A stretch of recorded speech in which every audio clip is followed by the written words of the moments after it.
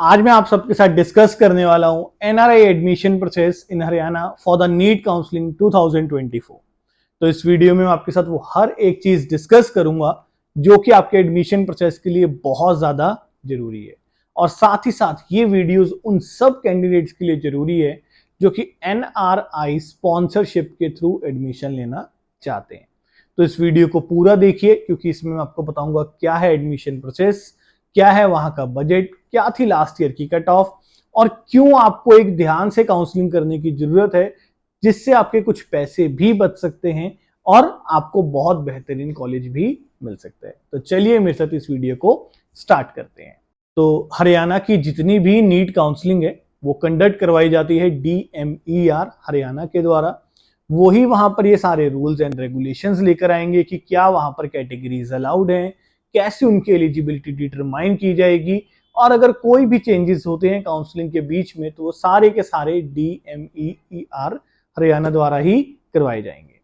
अब हम यहाँ पर डिस्कस कर लेते हैं कि वहां पर गवर्नमेंट कॉलेजेस के अंदर टोटल कितनी सीट्स है। तो जैसे कि आप स्क्रीन पर देख सकते हैं कि कोई बहुत ज्यादा सीट्स नहीं है, टोटल 21 सीट्स हैं इन द गवर्नमेंट कॉलेजेस।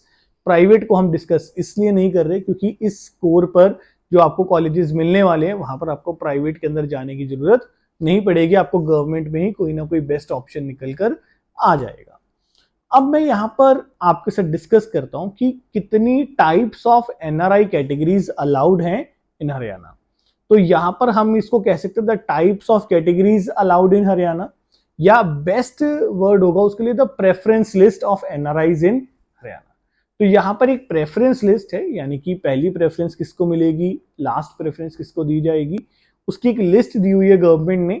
तो हम वो लिस्ट आपके साथ डिस्कस कर लेते हैं और आपको स्क्रीन पर भी वो लिस्ट नजर आ रही है। तो जैसे कि यहाँ पर प्रेफरेंस 1 के अंदर कौन आता है, एक्चुअल एनआरआई, यानी कि the candidate itself is NRI and he or she belongs to the Haryana state. Second category है childrens of NRI who belong to the state of NRI, who belong to the state of Haryana.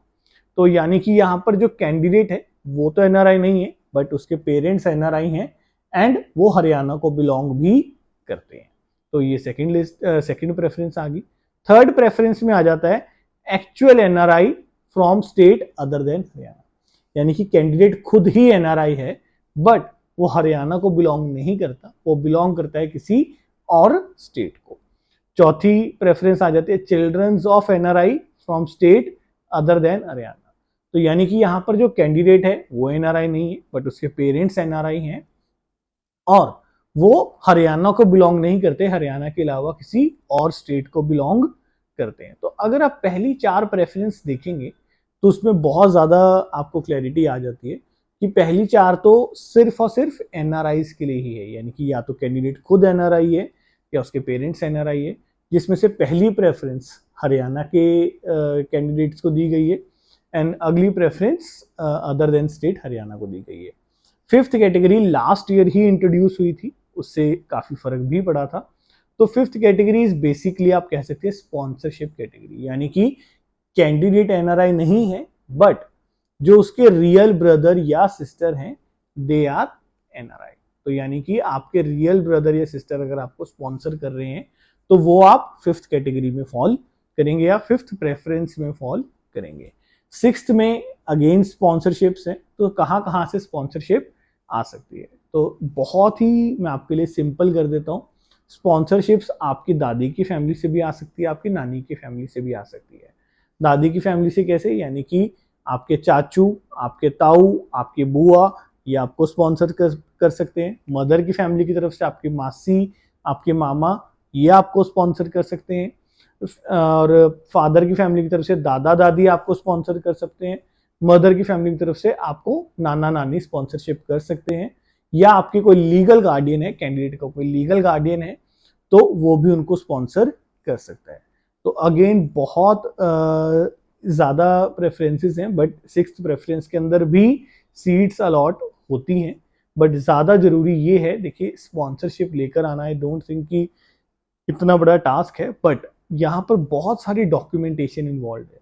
बहुत सारी documentation तो ऐसी है जो कि आपको India से करवानी है, बहुत ज़्यादा आपके अटेस्टेशंस होती हैं, नोटराइजेशंस होती हैं, अगेन हर स्टेट का एक अलग अलग प्रोसेस है, तो उसको समझ के ही आगे बढ़ना आपके लिए एक अच्छा डिसीजन होगा।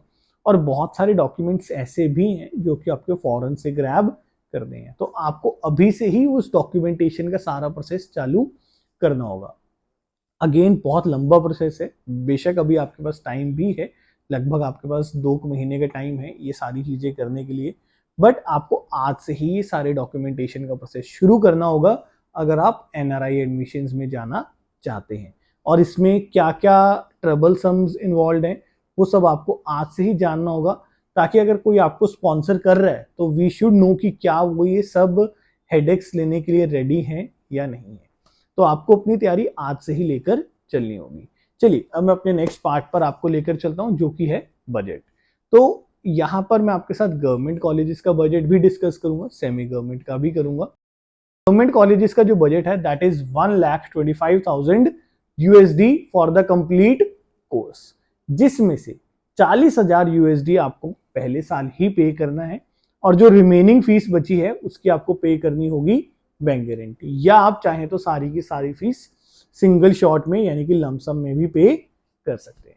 सेमी गवर्नमेंट के अंदर जो बजट है दैट इज 75,000 यूएसडी, जिसमें से 25,000 यूएसडी आपको पहले साल पे करना है, और बाकी बची हुई फीस आपको 4 सालों में पे करनी है, जिसकी आपको बैंक गारंटी भी देनी होगी।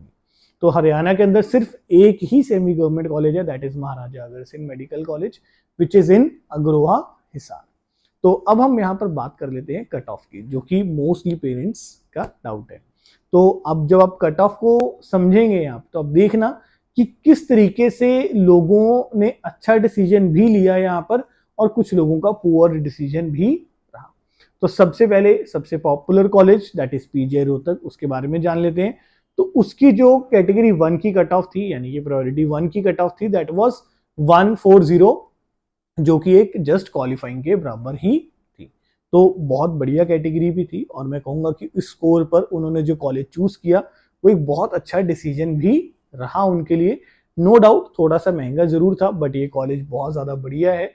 आप और ऑप्शंस भी सोच सकते थे, बट आई थिंक कि इस स्कोर पर ये कॉलेज मिल जाना और बहुत ही बढ़िया डिसीजन मैं इसको मानूंगा। उसके बाद आपका जो प्रायोरिटी 2 थी उसके अंदर जो कट ऑफ थी दैट वाज 397। अगेन कॉलेज बहुत बढ़िया है ना, और ऑप्शंस भी निकल कर सामने आते हैं आपके पास, बट स्टिल अगर आप यहाँ पर ही रहना, हरियाणा में ही रहना चाहते थे, हरियाणा के कैंडिडेट थे, तो उस एस्पेक्ट में बहुत ही बढ़िया डिसीजन है। चाहते तो कुछ पैसे सेव कर सकते थे, अप्रोक्सीमेटली 15-20 हजार डॉलर, 20-25 हजार डॉलर सेव हो सकता था, बट अगर आपको हरियाणा में ही जाना था तो कोई प्रॉब्लम नहीं है, बट कॉलेज वाइज कोई प्रॉब्लम नहीं है, बस यहाँ पर कुछ पैसे सेव कर सकते थे वो। उसके बाद अगला कॉलेज आता है आपके पास महाराजा अग्रसेन मेडिकल कॉलेज, जो कि एक सेमी गवर्नमेंट कॉलेज है। इसकी फीस 75,000 यूएसडी है पूरे कंप्लीट कोर्स की। तो उसकी वजह से यहाँ पर अगर आप देखेंगे तो कैटेगरी 1 या प्रायोरिटी 1 के अंदर जो कट ऑफ थी बहुत ज्यादा हाई थी, दैट वाज 512 की कट ऑफ थी इन द प्रायोरिटी 1। तो इस कैटेगरी के बच्चे के पास बहुत सारे ऑप्शंस थे, but the factor is this कि वहां पर बजट भी बढ़ जाता, यानी कि मिनिमम टू मिनिमम भी इस बच्चे को अगर इसके बाद एनआरआई में जाता तो कम से कम भी 1 लाख यूएसडी या 1,10,000 यूएसडी के बजट में पड़ना पड़ता। तो अगर हम पैसे सेविंग मोड पर देख रहे हैं तो उस पॉइंट ऑफ व्यू से एक बहुत अच्छा डिसीजन है, बट अगर हम इस स्कोर पर इस कैटेगरी के साथ कॉलेज की क्वालिटी को देख रहे हैं तो थोड़ा सा कहीं ना कहीं उनको कॉम्प्रोमाइज करना पड़ा, बट अगर बजट सेव हो रहा है तो then again I will say it is a good decision. Then priority 2 के अंदर यहाँ पर जो आपकी कट ऑफ थी दैट वाज 215, तो 215 की cut off in priority 2। Again वही सेम बात है कि बजट आपका बचा है, बट क्वालिटी आपकी थोड़ी सी आप इंप्रूव कर सकते थे कॉलेज की। फिर प्रायोरिटी 4 में इसी सेम कॉलेज में महाराजा अग्रसेन में जो कट ऑफ थी दैट वाज 209। तो अभी तक आपने जो 2 कॉलेजेस देखे आपको वहां पर नजर आ रहा है कि एक्चुअल एनआरआईज को ही सीट मिली है, अभी तक स्पॉन्सरशिप वाला काम शुरू नहीं हुआ। बट अब हम अगला कॉलेज देखते हैं that is Kalpana Chawla medical college, जो कि करनाल के अंदर है। तो वहां पर जो प्रायोरिटी 3 है वहां पर जो कट ऑफ गई थी दैट वाज 228। बहुत अच्छा डिसीजन है, बहुत अच्छा कॉलेज भी है, बट अगेन मैं वही बात कहूंगा कि कुछ पैसे सेव करने का ऑप्शन था अगर कोई दूसरी स्टेट्स को भी कंसीडर करते, क्योंकि ये तो जो बच्चा है ये वैसे भी उसमें नहीं फॉल करता था, हरियाणा स्टेट का तो बच्चा था ही नहीं है वैसे भी, है ना, तभी एक कैटेगरी 3 के अंदर आया। बट ये चाहता तो बहुत अच्छे कॉलेजेस में भी जा सकता था, इसको कुछ और ऑप्शंस भी एक्सरसाइज कर लेने चाहिए थे।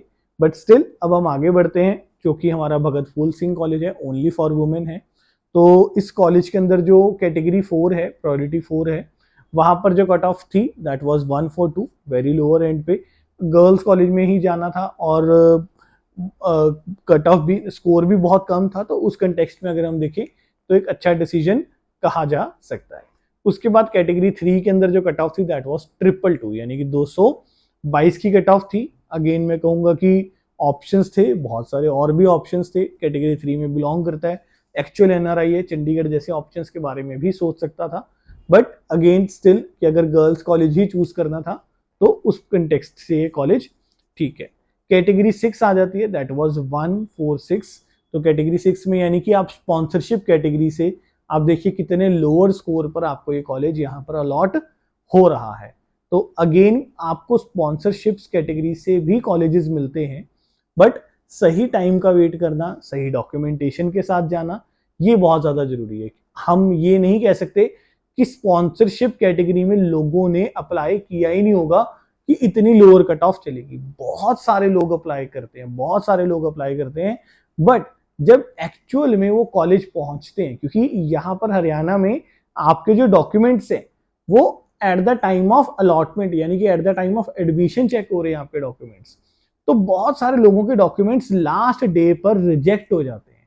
तो ऐसा नहीं है कि इससे ज्यादा स्कोर का कोई एनआरआई बच्चा ही नहीं था वहां पर, बहुत सारे बच्चों ने पार्टिसिपेट किया था, बट डॉक्यूमेंट्स में कमी होने की वजह से उनको वहां से अलॉटमेंट कैंसिल कर दिया जाता है। तो इसका नुकसान क्या होता है कि एक तो बहुत लेटर स्टेज पे कई बार अलॉटमेंट आती है और आप अपनी कैटेगरी चेंज नहीं कर पाते हैं, तो आप एक गलत फहमी के अंदर ही घूमते रहते हैं, और बाद में जब आप कॉलेज पहुंचते हैं तो आपको लगता है कि ये बहुत ज्यादा हैवी लॉस हो गया। तो या तो आप अपना ईयर लॉस करवाते हैं, या आप कोई बहुत महंगे प्राइवेट ऑप्शंस में जंप करते हैं किसी और स्टेट्स के अंदर। तो आपको अपने डॉक्यूमेंट्स बहुत तंदुरुस्त रखने हैं, सिर्फ कट ऑफ देखकर ही पार्टिसिपेट नहीं करना है। मैं अगली स्टेज पर आपके साथ डिस्कस कर लेता हूँ, जो मेवात वाला कॉलेज है, शहीद हसन खान। तो यहाँ पर जो आपकी कट ऑफ रही थी कैटेगरी 1 के अंदर दैट वाज 299। तो बहुत हायर एंड पे ये बच्चे का स्कोर था, बहुत अच्छी कैटेगरी को भी बिलोंग करता था। तो आई स्टिल कांट अंडरस्टैंड कि यहाँ पर ये कॉलेजेस क्यों लिया। तो आप देखिए ना कि ये गलत डिसीजन मेकिंग है यहाँ पर, या तो पैनिक डिसीजन मेकिंग हुई या मिसकम्युनिकेशन हुआ, कोई प्रॉपरली गाइडेंस नहीं मिली। क्योंकि या तो इस बच्चे के पास अच्छा ऑप्शन था, ये पीजीआई रोहतक ही ले लेता, है ना, क्योंकि स्टार्टिंग में तो 140 के स्कोर पे भी मिला है पीजीआई रोहतक। इसको 299 के स्कोर पर मेवात जैसा कॉलेज लेने की क्या बेनिफिट हुआ, क्योंकि फीस तो उतनी ही पे कर रहा है। वैसे तो इसके पास और भी बेटर ऑप्शन था जिसमें इसके पैसे भी सेव होते, ये चंडीगढ़ वाला मेडिकल कॉलेज भी ले सकता था जहां पर इसके काफी सारे पैसे भी सेव होते और इसको कॉलेज भी बेटर मिलता। तो आप देखिए कि यहाँ पर आपके प्रॉपर गाइडेंस होना, है ना, प्रॉपर नॉलेज होना, और हर स्टेट को साथ साथ लेकर चलना बहुत ज्यादा जरूरी है, क्योंकि बहुत अच्छी कैटेगरी से बिलोंग करता है, कैटेगरी 1, जहां पे बच्चा खुद ही एनआरआई है। तो इसके पास बहुत सारे ऑप्शंस थे, but due to poor decision making या पुअर गाइडेंस मैं कहूंगा कि उसने मेवात वाला कॉलेज चूज किया, जो कि महंगा भी है, और जो अदर ऑप्शंस इस बच्चे के पास थे उसके कंपेरेटिवली वो एक पुअर ऑप्शन भी है। कैटेगरी 3 के अंदर या प्रायोरिटी 3 की बात करें तो वहां पर जो कट ऑफ थी that was 344, in category 4 that was 244, in category 6 that was 212, 212। तो अगेन स्पॉन्सरशिप कैटेगरीज के अंदर भी सीट अलॉटमेंट आता है, बट द थिंग इज कि हमारे डॉक्यूमेंट्स पूरे होने चाहिए, हमारे पास प्रॉपर नॉलेज होनी चाहिए। तो स्टिल अगर आपके कुछ और भी डाउट्स हैं, आप एनआरआई कैटेगरीज के बारे में जानना चाहते हैं, या आप चाहते हैं कि आपको वो सारा प्रोसेस हम हैंडल करें, तो आप हमारे साथ कनेक्ट करिए, आप हमारी प्रीमियम सर्विसेज लीजिए, हम आपका सारा काउंसलिंग प्रोसेस हैंडल करेंगे। Till then take care, bye bye, thank you.